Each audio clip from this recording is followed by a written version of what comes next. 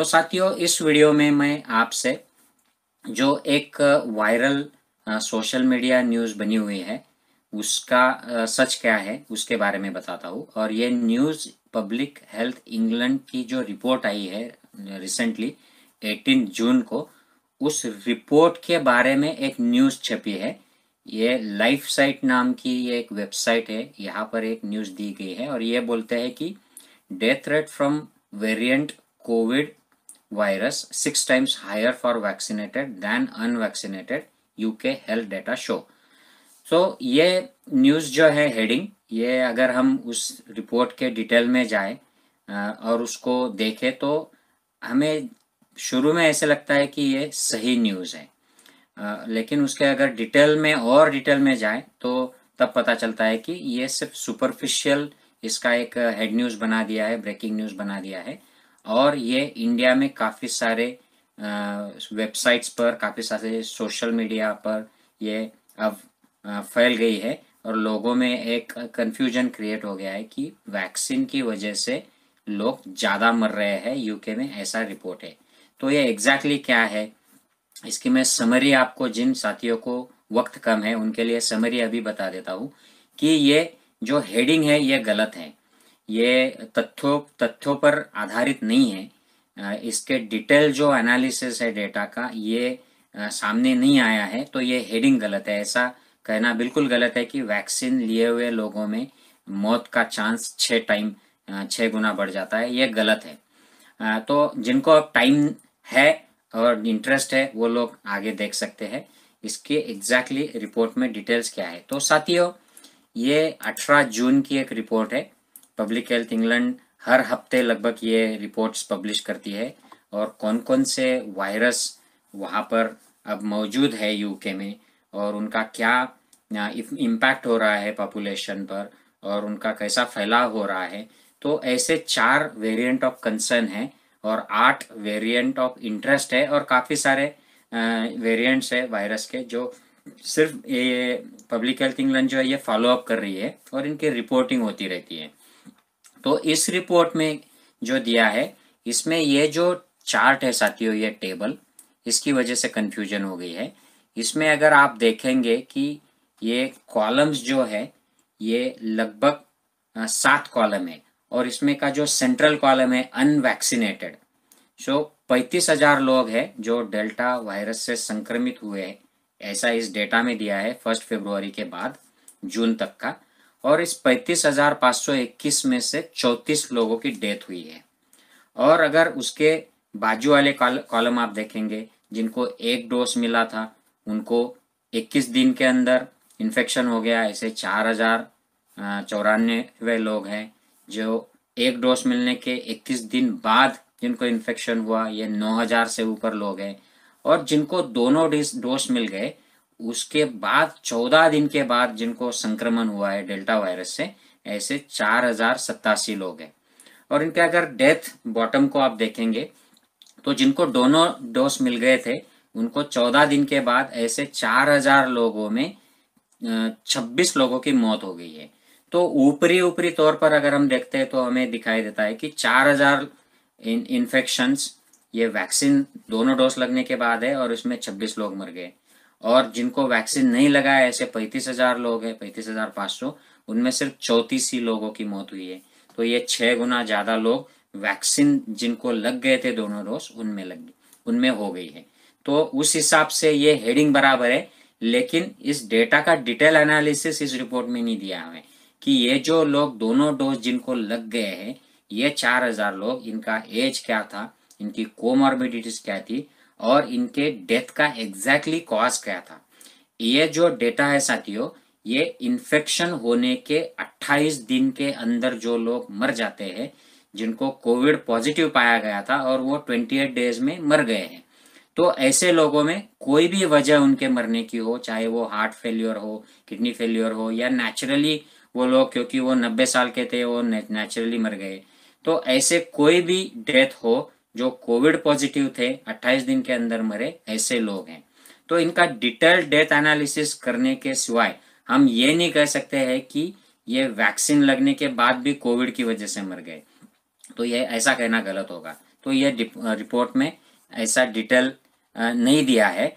ये बाद में किसी और जगह पर इसका डेथ एनालिसिस आएगा तो बात सामने आएगी। और इसकी कोई भी हेड न्यूज़ या ब्रेकिंग न्यूज़ यूके में नहीं हुई है, कोई भी चिंता नहीं जताई गई है। तो इसका मतलब यह है कि पब्लिक हेल्थ इंग्लैंड इसके बारे में कोई चिंतित नहीं है। तो मैं इसके पहले जो 10 अक्टूबर को जो रिपोर्ट पब्लिश हुई थी उसके बारे में आपको थोड़ा सा बता देता हूँ साथियों। तो यह है चार्ट। इंग्लैंड में पहली wave, second wave, third wave ये चल रहे हैं।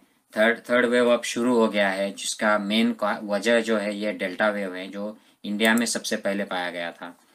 तो 10 जून को जो रिपोर्ट आई थी उसकी न्यूज़ यहाँ पर ऐसे बनी है साथियों कि जो अनवैक्सीनेटेड लोग हैं उनमें डेल्टा वायरस की वजह से रिस्क बढ़ गया है, मतलब आपको वैक्सीन लेना चाहिए। यह 10 जून का रिपोर्ट है पब्लिक हेल्थ इंग्लैंड का। और उसी रिपोर्ट में जिन लोगों ने 1 डोज वैक्सीन का लिया है और 2 डोज लिए हैं उसका क्या इफेक्टिवनेस है, ये ब्रिटिश अल्फा वेरिएंट और जो इंडियन डेल्टा वेरिएंट है B1617.2 इसके डिटेल्स दिए हुए हैं। तो आप देख सकते हो कि जिनको 1 डोज लगता है उनको B117 यानी अल्फा वेरिएंट ब्रिटिश वेरिएंट को 50% प्रोटेक्शन मिलता है, 2 डोज के बाद 88% प्रोटेक्शन मिलता है। लेकिन यही प्रोटेक्शन आप जो नेक्स्ट कॉलम है उसमें देखिए, 1 डोज के बाद इंडियन वेरिएंट जो है डेल्टा वेरिएंट उसको सिर्फ 33% प्रोटेक्शन है और 2 डोज के बाद 80% प्रोटेक्शन है। तो ये वैक्सीन का इफेक्टिवनेस जो है ये थोड़ा सा कम हो गया है। ये एवरेज है, मतलब कोई भी आप वैक्सीन लो, फाइजर हो, मॉडर्ना हो या ऑक्सफोर्ड हो, उसका एक एवरेज दिया हुआ है फिगर। और 1 डोज वालों को 33% प्रोटेक्शन है। सो प्रोटेक्शन जो है 1 डोज वालों को कम हो गया है, लेकिन 2 डोज वालों को थोड़ा सा इसमें फर्क आया है। इसकी भी कोई चिंता की बात नहीं है क्योंकि 80% is still a good protection.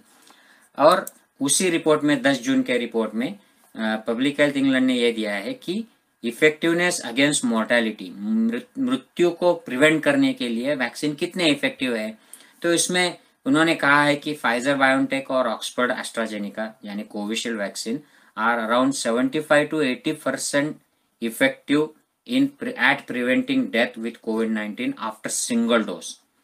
1 dose अगर किसी को लग जाता है तो वही बात पिछले स्लाइड में भी थी, और 2 डोज लगने के बाद तो इसका प्रोटेक्शन और बढ़ जाएगा डेथ प्रिवेंट करने के लिए। तो ये डेटा अभी आना बाकी है क्योंकि अभी तो वैक्सीनेशन अभी उनके चल ही रहे हैं, तो उसमें डेथ प्रिवेंशन कितना होता है उसके लिए काफ़ी लंबे समय तक वेट करना पड़ेगा। लेकिन 1 डोज के बाद भी prevention of death is by 75 to 80% after vaccine. तो ये भी बात यही उजागर करती है कि वैक्सीन से डेथ प्रिवेंट होते हैं। ये डिटेल समरी उसी रिपोर्ट में दी गई है कि फाइजर और ऑक्सफोर्ड एस्ट्राजेनिका के रिपोर्ट्स 1 डोज और 2 डोज लगने के बाद कौन कौन सी चीज़ें प्रिवेंट होती है। तो सिम्टोमेटिक डिसीज देखिए कितने हद तक ये कम हो जाता है, हॉस्पिटलाइजेशन कितने कम हो जाते हैं, मोर्टेलिटी कितनी कम हो जाती है, और इन्फेक्शन होना यानी एफिशिएंसी जो है वो कितनी है, ये इससे ये चार्ट से क्लियर होता है। मैं इस चार्ट के डिटेल में नहीं जाऊंगा, लेकिन समरी यही है कि वैक्सीन लगने के बाद इन्फेक्शन की रिस्क कम हो जाती है, सिम्टोमेटिक लक्षण आने का जो माहौल होता है डिसीज में, कोविड में, वो कम हो जाता है, हॉस्पिटल में एडमिट करने की ज़रूरत कम हो जाती है और मृत्यु की रिस्क भी कम हो जाती है, इसमें कोई संदेह नहीं है। और उसी रिपोर्ट में ये दिया हुआ है उन्होंने अलग अलग एज ग्रुप्स के लोगों में वैक्सीन की वजह से कितने लोग बच गए कि जो मर जाते, अगर वैक्सीन नहीं होता तो आज हम उन्हें बचा नहीं पाते।